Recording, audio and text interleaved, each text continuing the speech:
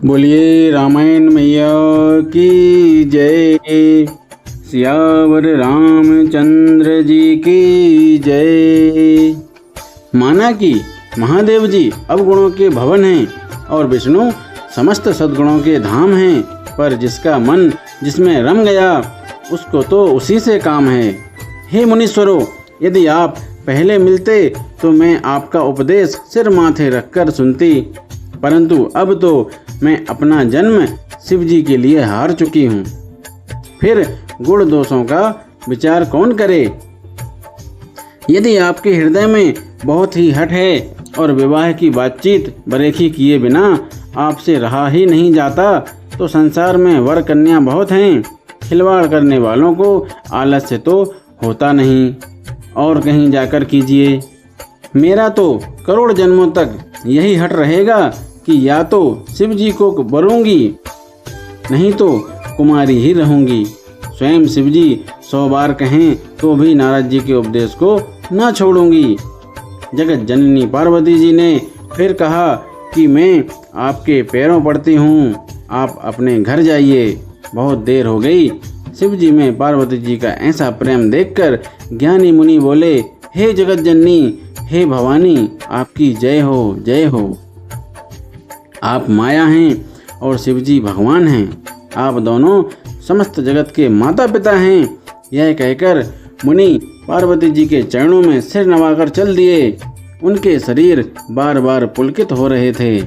मुनियों ने जाकर हिमवान को पार्वती जी के पास भेजा और वे विनती करके उनको घर ले आए। फिर सप्तऋषियों ने शिव जी के पास जाकर उनको पार्वती जी की सारी कथा सुनाई। पार्वती जी का प्रेम सुनते ही शिव जी आनंद मग्न हो गए।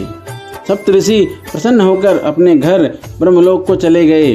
तब सुजान शिव जी मन को स्थिर करके श्री रघुनाथ जी का ध्यान करने लगे। उसी समय तारक नाम का असुर हुआ, जिसकी भुजाओं का बल, प्रताप और तेज बहुत बड़ा था।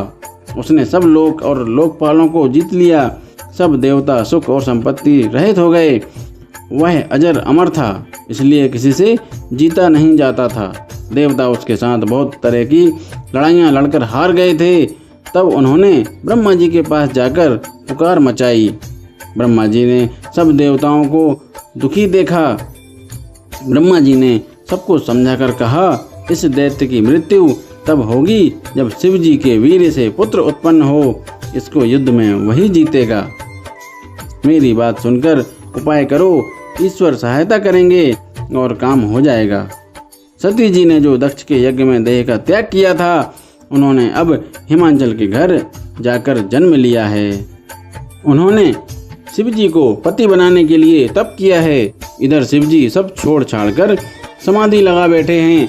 यद्यपि यह तो बड़े असमंजस की बात, तथापि मेरी एक बात सुनो। तुम जाकर कामदेव को शिव जी के पास भेजो। वह शिव जी के मन में क्षोभ उत्पन्न करे, उनकी समाधि भंग करे। तब हम जाकर शिव जी के चरणों में सिर रख देंगे और जबरदस्ती उन्हें राजी करके विवाह करा देंगे। इस प्रकार से भले ही देवताओं का हित हो, और तो कोई उपाय नहीं है। सबने कहा, यह सम्मति बहुत अच्छी है। फिर देवताओं ने बड़े प्रेम से प्रस्तुति की। तब विषम 5 बाण धारण करने वाला और मछली के चिन्ह युक्त ध्वजा वाला कामदेव प्रकट हुआ। देवताओं ने कामदेव से अपनी सारी विपत्ति कही। सुनकर कामदेव ने मन में विचार किया और हंसकर देवताओं से यूं कहा कि शिव जी के साथ विरोध करने में मेरी कुशल नहीं है। तथापि मैं तुम्हारा काम तो करूंगा, क्योंकि वेद दूसरे के उपकार को परम धर्म कहते हैं। जो दूसरे के हित के लिए अपना शरीर त्याग देता है, संत सदा उसकी बड़ाई करते हैं। यूं कहे और सबको सिर नवाकर कामदेव अपने पुष्प के धनुष को हाथ में लेकर वसंत आदि सहायकों के साथ चला। चलते समय कामदेव ने हृदय में ऐसा विचार किया कि शिव जी के साथ विरोध करने से मेरा मरण निश्चित है। तब उसने अपना प्रभाव फैलाया और समस्त संसार को अपने वश में कर लिया। जिस समय उस मछली के चिन्ह की ध्वजा वाले कामदेव ने कोप किया, उस समय क्षण भर में ही वेदों की सारी मर्यादा मिट गई। ब्रह्मचर्य, नियम, नाना प्रकार के संयम, धीरज, धर्म, ज्ञान, विज्ञान, सदाचार, जप, योग, वैराग्य आदि विवेक की सारी सेना डरकर भाग गई। विवेक अपने सहायकों सहित भाग गया। उसके योद्धा रणभूमि से पीठ दिखा गए। उस समय वे सब सदग्रंथ रूपी पर्वत की कंदराओं में जा छिपे, अर्थात ज्ञान, वैराग्य, संयम, नियम, सदाचार आदि ग्रंथों में ही लिखे रह गए। उनका आचरण छूट गया। सारे जगत में खलबली मच गई और सब कहने लगे, हे विधाता, अब क्या होने वाला है? हमारी रक्षा कौन करेगा? ऐसा दो सिर वाला कौन है जिसके लिए रति के पति कामदेव ने कोप करके हाथ में धनुष बाण उठाया है? जगत में स्त्री पुरुष संज्ञा वाले जितने चर अचर प्राणी थे, वे सब अपनी अपनी मर्यादा छोड़कर काम के वश हो गए। सबके हृदय में काम की इच्छा हो गई। लताओं बेलों को देखकर वृक्षों की डालियां झुकने लगीं, नदियां उमड़ उमड़ कर समुद्र की ओर दौड़ीं और ताल तलैयां भी आपस में संगम करने लगीं।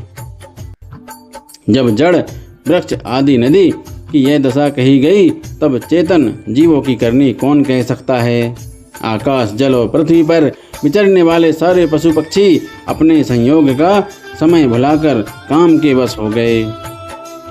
सब लोग कामांध होकर व्याकुल हो गए। चकवा चकवी रात दिन नहीं देखते। देव दैत्य, मनुष्य, किन्नर, सर्प, प्रेत, पिशाच, भूत, बेताल ये तो सदा ही काम के गुलाम हैं। यह समझकर मैंने इनकी दशा का वर्णन नहीं किया। सिद्ध, विरक्त, महामुनि और महान योगी भी काम के बस होकर योग रहित या स्त्री के विरही हो गए। जब योगीश्वर और तपस्वी भी काम के बस हो गए, तब पामर मनुष्यों की कौन कहे? जो समस्त चराचर जगत को ब्रह्ममय देखते थे, वे अब उसे स्त्रीमय देखने लगे। स्त्रियां सारे संसार को पुरुषमय देखने लगीं और पुरुष उसे स्त्रीमय देखने लगे। 2 घड़ी तक सारे ब्रह्मांड के अंदर कामदेव का रचा हुआ यह कौतुक तमाशा छाया रहा। किसी ने भी हृदय में धैर्य नहीं धारण किया।